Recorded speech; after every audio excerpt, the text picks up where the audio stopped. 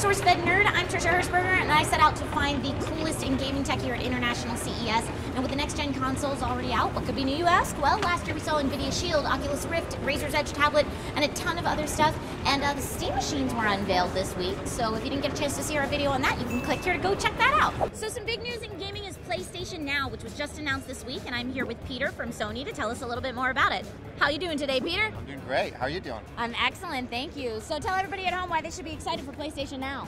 Well, we're really excited about this because it brings PlayStation caliber games not just directly to PlayStation consoles, but also non-PlayStation consoles, PlayStation devices for the very first time. So we're talking about streaming directly God of War to a Blvd TV over here. That's pretty awesome. And longer term, we're looking at tablets, smartphones. It's really about anytime, anywhere access to the PlayStation world. So it's a great opportunity for people who already have experience with PlayStation, and those who maybe don't have a PlayStation console sitting in their home. Now, it's really nice to combat kind of the critics who are like, oh, no backwards compatibility, I'm so angry. At least this way they can play some of their PlayStation 3 titles. I know we don't have an official game list for PlayStation Now just yet, but what are the plans moving forward as far as even older shelf games? PlayStation 1, PlayStation 2? Absolutely. Well, we have a lot of titles in the PlayStation library, don't we? So you sure do. We are starting off with PlayStation 3 because it's an incredibly popular title. Longer term, we're going to be working on PlayStation 2 and PlayStation 1 titles as well. Now, is it true that people that are playing PlayStation Now, streaming a game, can also play multiplayer with people that are using a hard disk at home? Absolutely. That's incredible. Yeah, it's pretty cool, isn't it? That's awesome. So even if you don't have a PlayStation, if you have a Sony television, you can stream games now, right? Let's say you just bought Last of Us. Okay. And I don't have it, and we want to play together. Instead of me having to go out to the store, I can just log on to PlayStation Now and start playing instantly with you. That's no downloads, cool. No patches, no taking up your hard drive.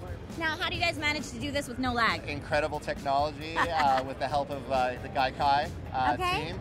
And our own network expertise and a bunch of great games. So okay, and it's compressed down to 720p, is that correct? Aims for 720p. It depends on your connection at home. Okay. So the better your connection, the better of an experience you're going to have. We also do a connection test before you start streaming. Okay. To make sure that you are going to have a good experience, because that's one of our goals, to make sure that everybody has a great experience with PlayStation Now. That's, initially that's kind of everyone's concern, that when it first starts out, the streaming is going to be a little rough if everyone's trying to hit it at the same time until the kinks are worked out, etc. How do you guys plan to battle that? I think it's a lot of common sense as well. Don't try running Netflix or BitTorrenting in the background. Unless you have a quad-core i7 in your smart TV. Exactly. And as long as you have a decent broadband connection, it runs really well, as you can see over here with God of War. Yeah, it looks really smooth. And the fidelity is really good.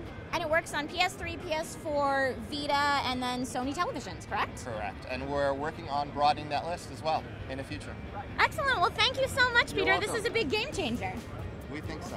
Now, when it comes to changing the way that video games are played, Oculus Rift, which we saw last year at CES, is off the charts amazing. And at Indiecade this past year, we saw Omni VR, which pairs with Oculus Rift. It was a giant hamster ball thing. Omni VR would be a little hard to get in your home. So here at CES 2014, we're seeing a lot of things that want to pair with Oculus Rift to enhance your virtual reality experience, and Prio VR is one of them. I got a chance to get hands-on with Prio VR here at CES, and Prio is a Kickstarter project that uses sensors strapped all over your body so that you can really have a full body virtual reality experience. You can like combat roll and wield a sword and all of that in real time with your Oculus Rift on. Got it.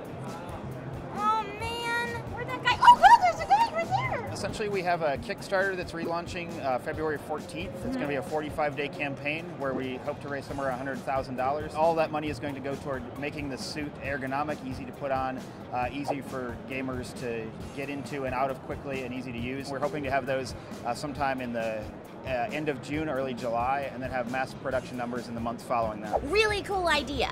Kind of meh in demonstration, at least here at CES. We always understand that in-convention demos are a little bit tricky. There's wireless signals being crossed everywhere and usually really poor reception and Wi-Fi in general, so we can make an exception for the little bit of lag. Really cool idea by YEI Technology, who, quote, specialize in sensory tech for tracking, movement, and orientation solutions for the medical, entertainment, industrial, and military aerospace industries. So only now are we really seeing this 3-space sensor technology by YEI being offered to the consumer industry. for the gaming market. So as you can see, a lot of the gaming tech here at CES 2014 is building on what we saw last year. There's not a lot of crazy new devices that are going to blow your mind, but the things that we've seen before are getting a little bit better, or like Sony is making older games more accessible to you with the new PS4 that we've already seen. So what were you hoping to see in gaming this year that maybe didn't show up just yet? Let us know in the comments down below. Don't forget to like and subscribe if you haven't already. You can click this annotation to see everything we're doing across all of our channels,